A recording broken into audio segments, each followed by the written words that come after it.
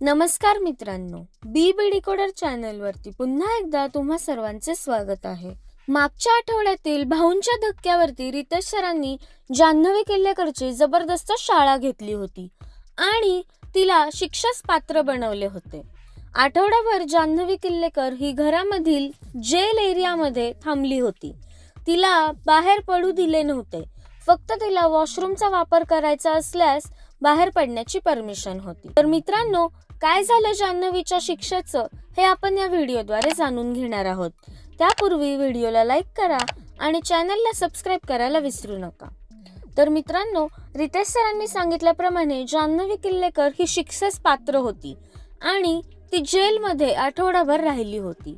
परंतु आजच्या एपिसोडमध्ये म्हणजेच शुक्रवारी तिची शिक्षा संपलेली असून ती आता घरामध्ये परत एंटर झालेली आहे।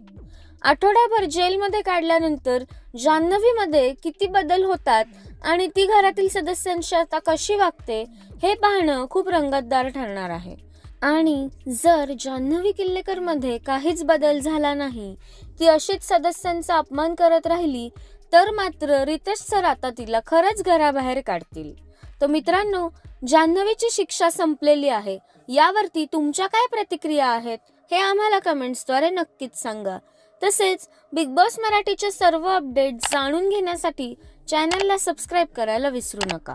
भेटूया नवीन व्हिडिओमध्ये नवीन अपडेट्स घेऊन। धन्यवाद।